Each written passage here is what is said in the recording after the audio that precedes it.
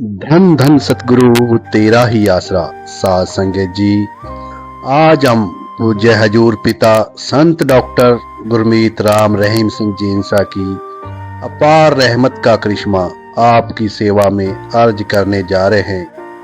आपने इस करिश्मे को पूरा सुनना है जी, और एकाग्रचित होकर सुनना है जी। मिट्टी बन गई अकसीर। प्रेमी फूल सिंह इंसा, सपुत्र श्री राम प्रकाश जी, निवासी गांव अमरकोट, तहसील पाउंटा साहिब, जिला सिरमौर, हिमाचल प्रदेश। प्रेमी जी अपने प्यारे मुर्शिदे कामिल पूजनीय हजूर पिता संत डॉक्टर गुरमीत राम रहीम सिंह जी इंसा की अपने बेटे शुभम पर हुई रहमत का वर्णन इस प्रकार करता है। दिनांक 12 अगस्त 2004 की बात है।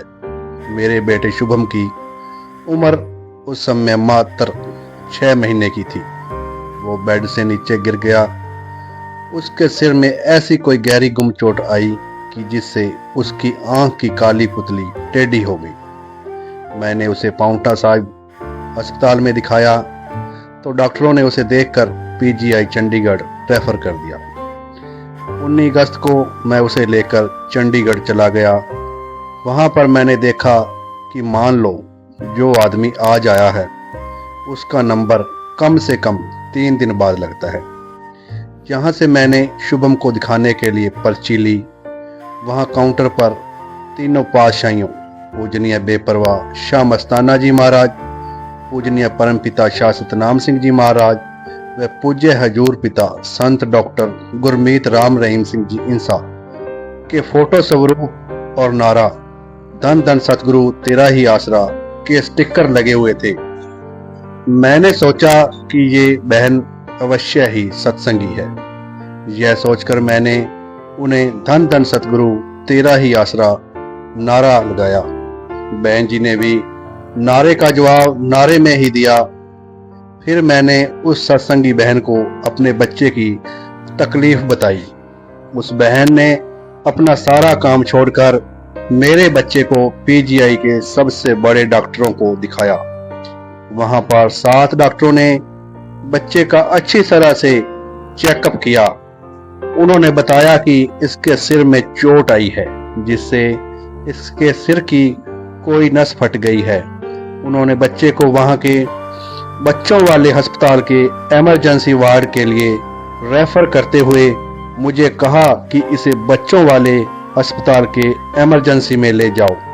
तो मैं अपने बच्चे को वहां ले गया। वहां डॉक्टरों ने चेकअप करके वही बात बताई कि चोट की वजह से इसके सिर में कोई नस फट गई है और खून जमा हुआ है। अगर ऑपरेशन ना किया गया तो कैंसर भी हो सकता है। मेरे पास इतना पैसा नहीं था कि मैं ऑपरेशन करवा लेता, इसलिए मैं अपने घर वापस लौट गया। उन्हीं दिनों मैंने डेरा सच्चा सौदा सरसा दरबार में सेवा में जाना था। एक तरफ बच्चे की जिंदगी का सवाल था तो दूसरी तरफ सतगुरु के हुक्म की सेवा थी। मैं अपने सतगुरु पूज्य हजूर पिताजी पर सब कुछ छोड़कर डेरा सच्चा सौदा की तरफ चल पड़ा। मैंने अपनी पत्नी तथा नन्हे से बच्चे को भी साथ ले लिया और डेरा सच्चा सौदा में पहुंच गया। मैंने अपने सतगुरु जी को याद करते हुए पवित्र नारा धन धन सतगुरु तेरा ही आसरा बोलकर बच्चे की आंख में दरबार की थोड़ी सी पवित्र मिट्टी डाल दी। हम नाम का स्मरण करते हुए अरदास करने लगे कि हे कुल मालिक पूज्य हजूर पिताजी, आप जी इसकी आंख को ठीक कर दो। करीब 4-5 घंटों के बाद बच्चे की आंखें में हरकत होनी शुरू हो गई और धीरे धीरे आंख के बीच में पुतली घूमने लगी। इस तरह सतगुरु जी की रहमत से बच्चे की आंख बिल्कुल ठीक हो गई। लेकिन डॉक्टरों ने मेरे मन में यह वहम डाल दिया था कि अगर ऑपरेशन न करवाया तो कैंसर हो सकता है।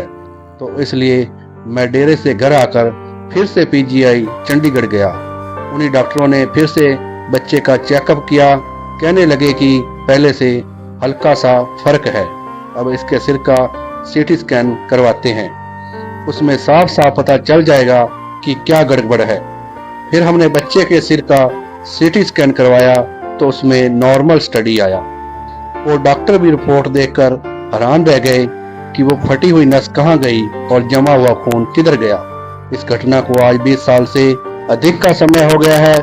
पूज्य पिताजी की रहमत से हमारा बच्चा शुभम बिल्कुल ठीक है। हम अपने सतगुरु सच्चे रूहानी रहबर पूज्य हजूर पिता संत डॉक्टर गुरमीत राम रहीम सिंह जी इंसा का लाख लाख धन्यवाद करते हैं। पूज्य पिताजी ने हमारे पर जो अपना इतना बड़ा रहमो कर्म किया और कर रहे हैं, उसके लिए हम ताउम्र ऋणी रहेंगे। हम अपने पूज्य सतगुरु पिताजी से यही अरदास करते हैं कि इसी तरह दया मेहर रहमत बनाए रखना जी और सेवा सुमरन करने का बल बख्शना जी। धन धन सतगुरु तेरा ही आसरा।